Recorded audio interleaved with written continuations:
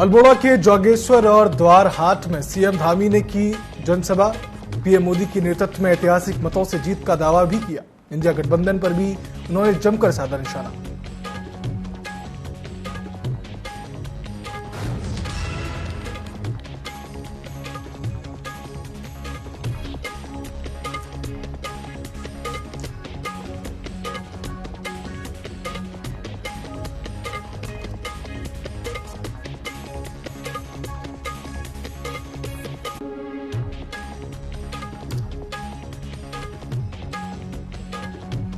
उत्तराखंड के चुनावी रण में दिग्गजों ने झोंकी ताकत। काशीपुर के रामलीला मैदान में गरजे रक्षा मंत्री राजनाथ सिंह, लगाया अब की बार 400 पार का नारा।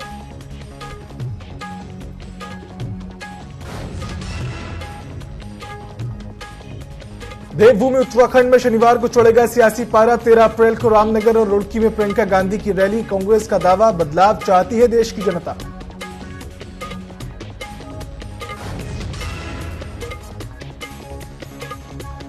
उत्तराखंड की 5 लोकसभा सीटों पर पहले चरण में मतदान। तैयारियों में जुटा निर्वाचन आयोग। ड्यूटी के लिए 13,250 वाहनों का किया अधिग्रहण। सभी वाहनों में लगेगा जीपीएस।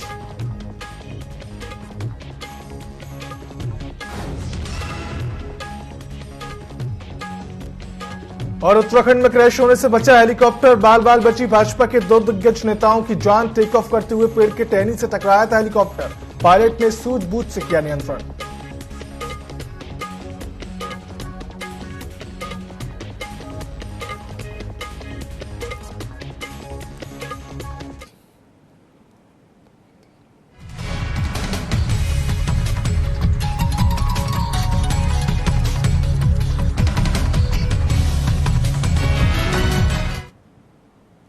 नमस्कार, स्वागत है आप सभी का न्यूज अपडेट में। मैं हूं आपके साथ सिद्धांत त्रिपाठी। रुक करते हैं खबरों की ओर, जहां शुक्रवार को मुख्यमंत्री पुष्कर सिंह धामी ने अल्मोड़ा के द्वाराहाट और जागेश्वर विधानसभाओं में ताबड़तोड़ चुनावी जनसभा की।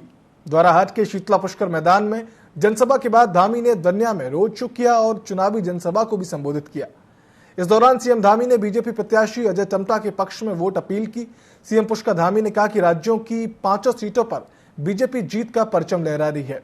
मोदी के नेतृत्व में इस बार ऐतिहासिक मतों से उत्तराखंड के 5 प्रत्याशी जीत दर्ज करेंगे। पूरा माहौल एक तरफा है और कहीं कोई मुकाबला नहीं है। लोगों में बहुत उत्साह है, जोश है। और प्रधानमंत्री मोदी जी ने जो 10 सालों में देश के लिए काम किया है, अपने जीवन का एक एक पल और एक एक क्षण लगाया है, जो तपस्या की है, उसका फल मिलने का समय आ गया है और जनता फल देने के लिए तैयार है। उत्तराखंड से भी, क्योंकि मोदी जी का बहुत लगाव है और हमेशा उनके हृदय में उत्तराखंड बसता है, इसलिए उत्तराखंड के लोग भी 5 की 5 सीटें भारी बहुमत से यहाँ से जिताकर भेजेंगे और मोदी जी को प्रधानमंत्री। मुख्यमंत्री पुष्कर सिंह धामी का कल चंपावत जिले के बनबसा और टनकपुर क्षेत्र में शाम रोड शो कार्यक्रम करेंगे। मुख्यमंत्री का रोड शो कार्यक्रम बनबसा के खेल मैदान से लेकर टनकपुर तुलसी चौराहे तक किया जाएगा, जिसमें हजारों की संख्या में बाइक रैली भी निकाली जाएगी। इससे पहले भाजपा के कार्यकर्ता उनके कार्यक्रम को लेकर जुट गए हैं। चंपावत के जिला महामंत्री पूरन सिंह मेहरा और मंडल अध्यक्ष तुलसी कुंवर ने बताया कि मुख्यमंत्री के रोड शो कार्यक्रम को लेकर भाजपा कार्यकर्ताओं में काफी उत्साह है, जिसको लेकर सभी कार्यकर्ता उनकी तैयारियों में जुटे हुए हैं।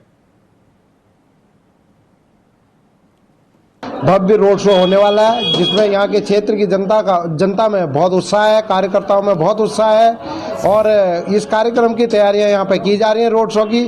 और बनबसा से टनकपुर तक हर जगह जगह पे पुष्प वर्षा होने वाली है और टनकपुर में भी जगह जगह पुष्प वर्षा होने वाली है। हमारे जो कार्यकर्ता हैं, जो पदाधिकारी हैं, वो रात दिन उस तैयारी में लगे हुए हैं। हमारे मंडल के अध्यक्ष, मंडल की पूरी टीम इस कार्यक्रम को सफल बनाने के लिए लगी हुई है। और शाम को 4 बजे हमारा बनबसा से रोड शो निकलने वाला है और शाम को 6 बजे हमारा तुलसीराम चौराहे पे खत्म होने वाला है। तो पूरा बनबसा, कोई भी गली उसमें छूटने वाली नहीं है। शुक्रवार को काशीपुर के रामलीला मैदान में केंद्रीय रक्षा मंत्री राजनाथ सिंह ने विजय संकल्प रैली को संबोधित किया, जिसमें नैनीताल उधम सिंह नगर लोकसभा से भाजपा प्रत्याशी अजय भट्ट को भारी मतों से जिताने की अपील की गई। इस दौरान केंद्रीय रक्षा मंत्री राजनाथ सिंह ने मोदी सरकार की तमाम उपलब्धियों को गिनाया और कहा कि हम इस बार पहले से ज्यादा ताकत के साथ सरकार बनाएंगे। इस दौरान पार्टी के प्रत्याशी अजय भट्ट, प्रदेश अध्यक्ष, मुख्यमंत्री समेत भाजपा के कार्यकर्ता भारी संख्या में वहां मौजूद रहे।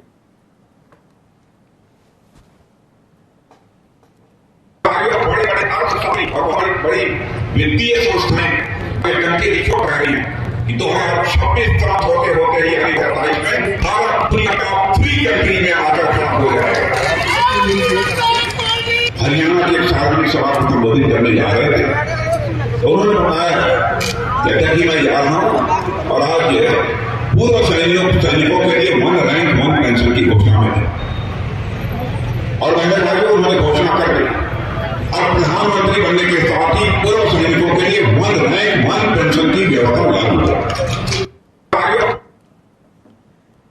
देहरादून स्थित मीडिया सेंटर में अपर मुख्य निर्वाचन अधिकारी विजय कुमार जोगदंडे ने प्रेस वार्ता की, जिसमें उन्होंने बताया कि राज्य के सभी मतदाताओं तक वोटर स्लिप पहुंचाने का कार्य आयोग कर रहा है। सभी जनपदों में 83,35,000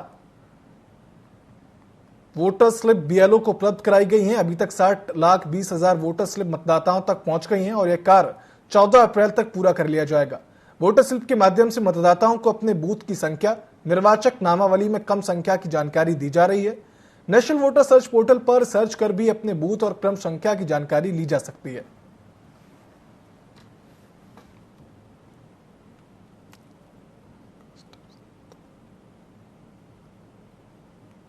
सबको बताना चाहूँगा, सभी जनपदों में 83,35,000 वोटर स्लिप्स बीएलओ तक पहुंचा दिया गया है, उपलब्ध करा दिए गए हैं और जो मतदाताओं तक वितरित किया जा चुका है आज स्थिति तक वो 60,20,000 का प्रगति अभी तक प्रदर्शित हो रहा है। इसमें सर्वाधिक वोटर स्लिप का डिस्ट्रीब्यूशन जो है हरिद्वार जनपद ने 12,05,000 का अभी तक कर लिया है। अभी वहाँ पे 2 लाख और करना शेष है जो कल और परसों में पूर्ण होने की संभावना है। उत्तराखंड में लोकसभा चुनाव को लेकर प्रचार प्रसार तेज हो गया है। कांग्रेस ने नैनीताल उधम सिंह नगर सीट पर आज पहली जनसभा बेताल घाट ब्लॉक में की। कांग्रेस उम्मीदवार प्रकाश जोशी के समर्थन में नेता प्रतिपक्ष यशपाल आर्या ने जनसभा को संबोधित किया। उन्होंने प्रकाश जोशी के लिए वोट की अपील करते हुए कहा कि कांग्रेस ने हमेशा ही विकास किया है, आप विकास के नाम पर वोट करें। वहीं नेता प्रतिपक्ष यशपाल आर्या ने कहा कि भाजपा के कार्यकाल में बेरोजगारी बढ़ने के साथ ही महंगाई भी चरम पर है। चुनाव आयोग में शिकायत करी कि प्रकाश जोशी झूठ बोल रहे हैं। मेरी सांसद निधि के बारे में जो सवाल था कि 17 में से सिर्फ 7 करोड़ खर्च कर पाए। अब वो जो आरोप है उनका इसलिए झूठा है। एक तो लोकसभा का जो रिकॉर्ड है, भारत सरकार का रिकॉर्ड मेरे पास वो है, हम सबके पास है, वो इसमें झूठ बोल रहा है पूरी तरह से। दूसरी बात, किसी एक आरटीआई एक्टिविस्ट ने आरटीआई डालकर उसमें सूचना निकाली थी और वो प्रतिष्ठित अखबार में, दैनिक जागरण में भी छपी, सारे अखबारों में छपी, सब मीडिया ने दिखाया। अगर वो सच में इतनी झूठी खबर थी तो मान आने का दावा क्यों नहीं करा इतने महीनों में? तो 2 महीने पुरानी खबर हो गई है, 1.5-2 महीने पहले। उनके ऊपर क्यों नहीं दावा करा? मेरे पर, मुझ पर क्यों कंप्लेंट कर रहे हैं? और हमारे पास तो लोकसभा रिकॉर्ड है भटजी, आपका झूठ अब पकड़ा गया है। उत्तराखंड में चुनाव ड्यूटी के लिए 13,250 वाहनों का अधिग्रहण किया गया। इन सभी वाहनों में जीपीएस ट्रैकिंग की व्यवस्था की जा रही है। मतदान के लिए 19 अप्रैल को 10,091 वाहन मतदान के दिन उपयोग किए जाएंगे। अब तक 2,600 वाहनों में जीपीएस की व्यवस्था की जा चुकी है। प्रदेश के अपर मुख्य निर्वाचन अधिकारी विजय कुमार जोगदंडे ने कहा कि परिवहन विभाग द्वारा चुनाव के लिए बड़ी संख्या में वाहनों का अधिग्रहण किया जाता है। चुनाव ड्यूटी में जो वाहन चालक और परिचालक ड्यूटी में तैनात रहेंगे, उनका मतदान करवाने के लिए उन्हें डाक मतपत्र की सुविधा उपलब्ध कराई जा रही है। परिवहन विभाग के द्वारा प्रमुखता से निर्वाचन कार्य में बड़ी संख्या में वाहनों को अधिग्रहण किया जाता है और इसके अलावा भी अन्य जो कार्मिक होते हैं उनके लिए भी व्यवस्था सुनिश्चित की जाती है। इसको ध्यान में रखते हुए इस वर्ष हम लोगों ने जो हमारे जनपदों की आवश्यकता थी 12,395 वाहन अधिकृत करने की आवश्यकता थी। सभी जनपदों को मिलाकर 13,250 वाहनों परिवहन विभाग के। उत्तराखंड बीजेपी से राज्यसभा सांसद नरेश बंसल ने बीते रोज ऋषिकेश में पीएम मोदी की रैली ऐतिहासिक बताई है। उन्होंने कहा कि इस रैली से एक बात तो साफ हो गई है कि उत्तराखंड में 5 सीटें बीजेपी प्रचंड बहुमत से जीतने वाली है। वहीं बंसल ने कहा कि बीजेपी का बूथ स्तर का कार्यकर्ता बूथ जीतो चुनाव जीतो के मंत्र के तहत काम कर रहा है। वहीं नरेश बंसल ने कांग्रेस पर हमला बोलते हुए कहा कि सोई हुई कांग्रेस अब प्रियंका गांधी की जनसभाएं कराने जा रही है। उन्होंने कहा कि प्रियंका बताएं कि राहुल गांधी सनातन विरोधी क्यों है और क्यों राहुल गांधी शक्ति को समाप्त करने की बात करते हैं।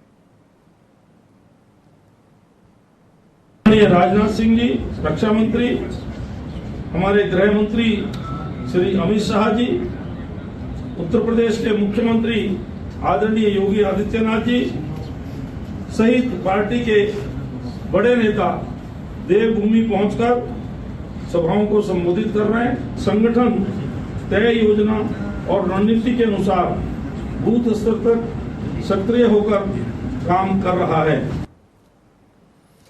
कर्णप्रयाग के गौचर में केंद्रीय रक्षा मंत्री राजनाथ सिंह ने गढ़वाल लोकसभा सीट से भाजपा के प्रत्याशी अनिल बलूनी के पक्ष में जनसभा की। गौचर के खेल मैदान में आयोजित जनसभा को संबोधित करते हुए रक्षा मंत्री राजनाथ सिंह ने कहा कि उत्तराखंड को देवभूमि कहा जाता है। उत्तराखंड देश की सीमाओं की रक्षा करता आ रहा है। रक्षा मंत्री ने कहा कि कांग्रेस ने लंबे समय तक सरकार चलाई जिसमें कई घोटाले हुए। वहीं मोदी सरकार के 10 साल के कार्यकाल में किसी भी मंत्री के ऊपर एक भी भ्रष्टाचार नहीं हुआ। इसके साथ ही उन्होंने कांग्रेस पर निशाना साधते हुए कहा कि जैसे दुनिया से डायनासोर लुप्त हो गए हैं, ऐसे ही कांग्रेस एक दिन लुप्त हो जाएगी। विरोध किया। हम जब कांग्रेस का कोई एक दो लोग बचे हैं, वैसे तो सब लोग शामिल हो चुके हैं, लेकिन जो बचे हैं उनसे जरूर पूछिएगा कि उत्तराखंड बनाने का विरोध क्यों किया था, उत्तराखंड के खिलाफ क्यों बोला था। पूछिएगा जरूर, कोई कांग्रेसी आएगा तो क्यों तुमने जरूर पूछेगा कि हमारे।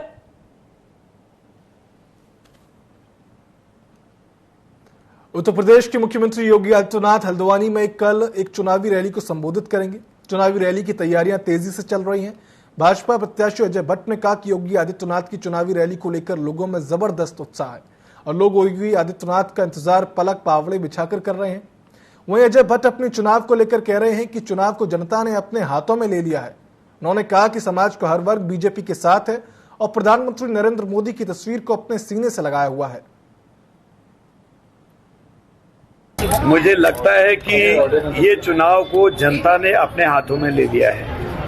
कोई वर्ग हो, चाहे हमारे वकील साथी हों, हमारे डॉक्टर्स हों, हमारे इंजीनियर्स हों, हमारे जो मजदूर वर्ग के लोग हैं वो, और मध्यम वर्ग के लोग, उच्च वर्ग के लोग, सब ने मोदी जी की तस्वीर को अपने सीने से लगाया हुआ है। मोदी जी के खिलाफ कोई कुछ सुनना ही नहीं चाहता है।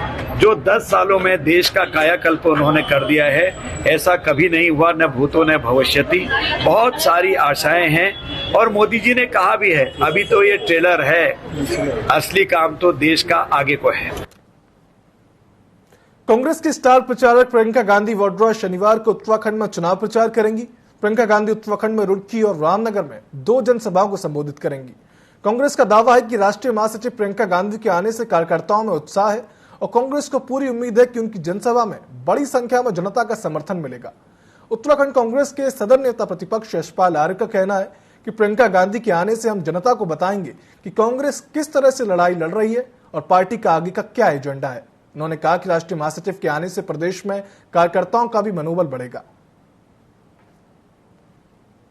हजारों घरों में, पहाड़ के हजारों घर, सीमांत जनपदों के हमारे गांवों में घरों में ताले पड़ चुके हैं। ताले को सुनने को तैयार नहीं है। वहां की क्या दशा है, वीरानी छा गई है पहाड़ों में। रोजगार नहीं है तो पलायन होना स्वाभाविक है। स्किल डेवलपमेंट के नाम पर क्या किया इन्होंने, कौशल विकास के नाम पर करोड़ करोड़ रुपया खर्च किया गया जनता और यहाँ के बेरोजगार नौजवानों को छला गया। तो बहुत सवाल हैं, इन सवालों का जवाब नहीं है उनके पास। 13 अप्रैल को कांग्रेस महासचिव प्रियंका गांधी रुड़की के डीएवी कॉलेज ग्राउंड में एक चुनावी जनसभा को संबोधित करेंगी। इसके एक दिन पहले शुक्रवार को कांग्रेस ने युवा कांग्रेस न्याय सम्मेलन का आयोजन भी किया, जिसमें पूर्व मुख्यमंत्री हरीश रावत, कैंपेन कमेटी के चेयरमैन प्रीतम सिंह ने शिरकत की। इस दौरान उन्होंने कहा कि आज देश का युवा बेरोजगार हो गया है, युवाओं के भविष्य के लिए आज नींव डालने की जरूरत है। इस दौरान हरिद्वार लोकसभा प्रत्याशी वीरेंद्र रावत ने कहा कि आज युवा कांग्रेस तरफ आशा भरी निगाहों से देख रहा है, इसलिए अब कांग्रेस की सरकार बनेगी और युवाओं को रोजगार भी मिलेगा। वहीं प्रीतम सिंह ने कहा कि अब देश की जनता बीजेपी को समझ चुकी है और बदलाव चाहती है। सम्मेलन प्रियंका जी के आगमन के स्वागतार्थ हो रहा है और मैं युवा कांग्रेस को बहुत बधाई देता हूं। और कल बड़ी संख्या में युवा प्रियंका गांधी जी को सुनने के लिए डीएवी ग्राउंड पर। जैसे जैसे लोकसभा चुनाव की तारीख नजदीक आती जा रही है, वैसे वैसे सभी राजनीतिक दल प्रचार प्रसार में अपनी पूरी ताकत झोंक रहे हैं। पीएम मोदी ने ऋषिकेश में जनसभा को संबोधित किया और लोकसभा के 5 भाजपा प्रत्याशियों के पक्ष में उत्तराखंड की जनता का ध्यान आकर्षित किया। तो वहीं कांग्रेस स्टार प्रचारक प्रियंका गांधी वाड्रा जल्द उत्तराखंड आ रही हैं। साथ ही डोईवाला में देर शाम कांग्रेस उम्मीदवार वीरेंद्र रावत ने जनसंपर्क किया और अपने पक्ष में वोट मांगते हुए लोकतंत्र को बचाने और भ्रष्टाचार बेरोजगारी को कम करने के लिए वोट कांग्रेस को देने की बात कही है। व्यापारी बहुत परेशान हैं गब्बर सिंह टैक्स की वजह से, और हम हर जगह यही कह रहे हैं कि हम जीएसटी को कम करने का काम करेंगे। अगर आपने कांग्रेस की सरकार बनाई, हम आपका व्यापार बढ़ाने के लिए जीएसटी कम करेंगे। प्रधानमंत्री जी से मेरा एक सवाल है, अंकिता भंडारी के उस वीआईपी का नाम वो क्यों नहीं बता रहे हैं? डबल इंजन की सरकार है या ठप इंजन की सरकार है? वीरेंद्र रावत जिंदाबाद जिंदाबाद जिंदाबाद। यहाँ के मुख्यमंत्री से उन्होंने ये नहीं पूछा कि एक संत को दिन दहाड़े मार दिया जाता है, कानून व्यवस्था क्यों लचर होगी, क्यों बेकार हो गई? अंकिता भंडारी के माँ बाप को क्यों दर दर की ठोकरें खानी पड़ रही हैं? आज हमारे प्रत्याशी वीरेंद्र रावत जी डोईवाला पहुंचे और डोईवाला बाजार में Dehradun road, mill road, railway road, Rishikesh road में एक एक मार्केट में जाकर वहां जनसंपर्क किया और वोट की अपील की। और काफ़ी कार्यकर्ताओं में उत्साह है, क्योंकि पूरे डोईवाला क्षेत्र में हम लोग जनसंपर्क कर रहे हैं। जब हम लोग वोटर के पास जाते हैं तो वोटर हमें ये कहता है कि इस बार हम बदलाव चाहते हैं, क्योंकि महंगाई की मार है, भ्रष्टाचार की मार है, महिलाओं का उत्पीड़न है, बेरोजगारी का मामला है। तो लोगों के अंदर रोष है, जनता के अंदर रोष हमें देखने को मिल रहा है और डोईवाला बाजार में भी यही स्थिति थी। रुद्रपुर के फूलसुंगा में गेहूं के खेत में अचानक आग लगने से हड़कंप मच गया। सूचना पर पहुंची फायर ब्रिगेड की 3 गाड़ियों ने आग पर काबू पाया। पास में पकी हुई गेहूं की फसल को भी आग ने अपनी चपेट में ले लिया। हालांकि बड़ा नुकसान होने से फायर विभाग के कर्मचारियों ने बचा तो लिया। और रुद्रपुर के अग्निशमन अधिकारी गिरीश सिंह बिष्ट ने बताया कि खेत में आग लगने की सूचना पर टीम मौके पर पहुंचकर आग पर काबू पा चुकी है।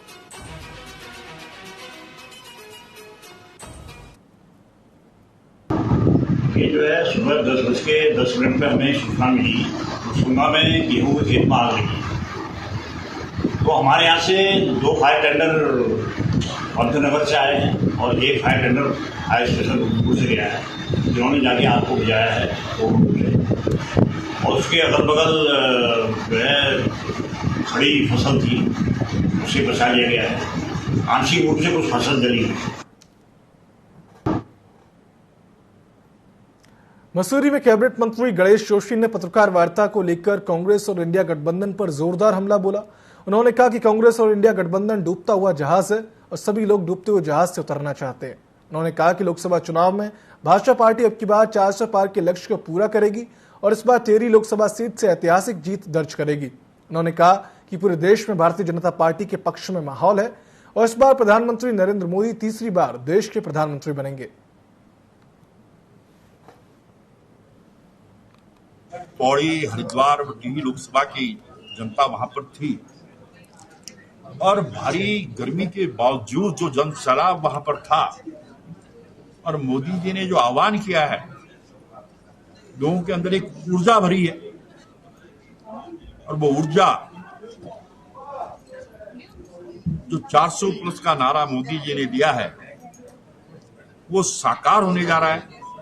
उत्तराखंड की पांचों सीटें 5-5 लाख से अधिक वोटों से भारतीय जनता पार्टी जीतने वाली है। उत्तराखंड में मौसम विभाग ने शनिवार से प्रदेश भर में मौसम में बदलाव का पूर्वानुमान जारी किया है, जहां मौसम विभाग ने हल्की सी मध्यम बारिश का अनुमान जारी किया। मौसम विज्ञान केंद्र देहरादून के निदेशक डॉक्टर विक्रम सिंह ने बताया कि शनिवार से मौसम में परिवर्तन देखने को मिलेगा, जहां देर शाम से बारिश होने की आशंका है। वहीं 14 अप्रैल को अधिकांश क्षेत्रों में हल्की से मध्यम वर्षा देखने को मिलेगी। बारिश का यह सिलसिला 15 और 16 अप्रैल को भी देखने को मिलेगा। हालांकि इसके बाद 17 अप्रैल से मौसम साफ हो जाएगा। उत्तराखंड के लिए मौसम की बात करें तो आज आपकी 12 तारीख है अप्रैल की और मौसम करीब करीब साफ ही है। छुटपुट एक्टिविटी हाई रीचेज में है अंदर के डिस्ट्रिक्ट्स में।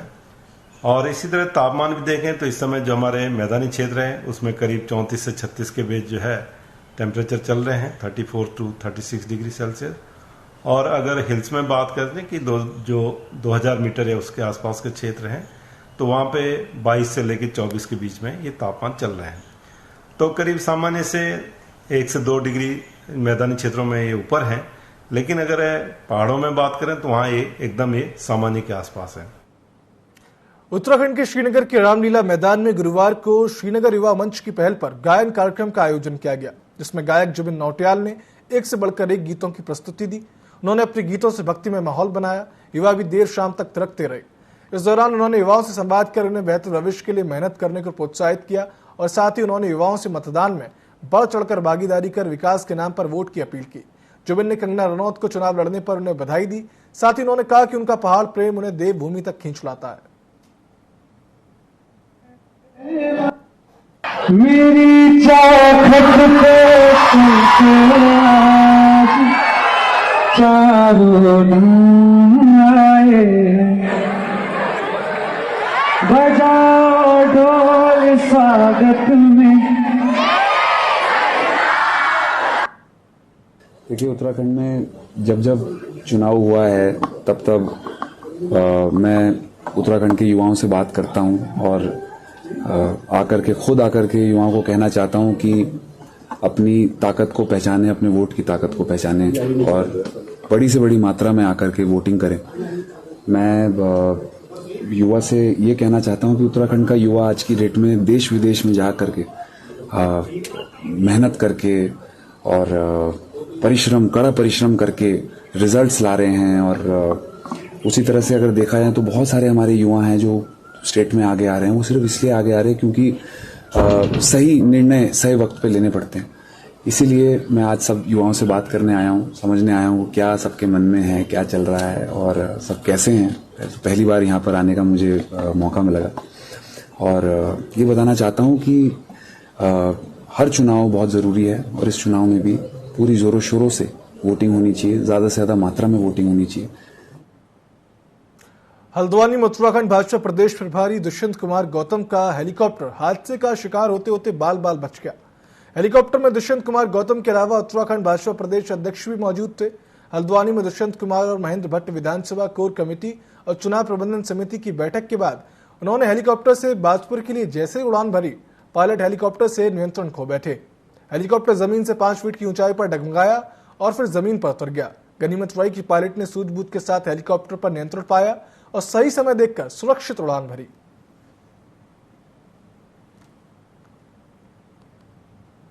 वहीं विधायक डॉक्टर मोहन सिंह बिष्ट संजय नगर के लाइन पार्क पहुंचे। इस दौरान विधायक संजय नगर कल्याण और विकास समिति की आम सभा में भी शामिल हुए।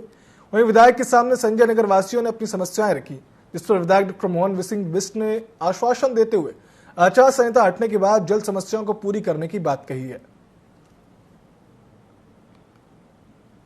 हमारा संकल्प है क्योंकि किसी भी क्षेत्र के विकास के लिए उसको किसी न किसी ढांचे के अंतर्गत लाना, किसी न किसी इकाई के अंतर्गत लाना जरूरी होता है। तो जैसे ही हम इस क्षेत्र को नगर पंचायत में शामिल करेंगे तो लालकुआ नगर पालिका का रूप ले लेगा और नगर पालिका का रूप लेते ही उसमें तमाम तरह के बजट के प्रोविजंस होते हैं, वो बढ़ते हैं, संभावनाएं बढ़ती हैं। तो निश्चित रूप से इस क्षेत्र का विकास होगा। ये पूर्व में भी आज से लगभग 1 सप्ताह पूर्व मुख्तार खान जी का और अपने संतोष बाबू कश्यप का रजिस्टर्ड पत्र मिला था। उसमें भी कुछ तथ्य इन्होंने दिए हैं जो मेरे संज्ञान में नहीं थे।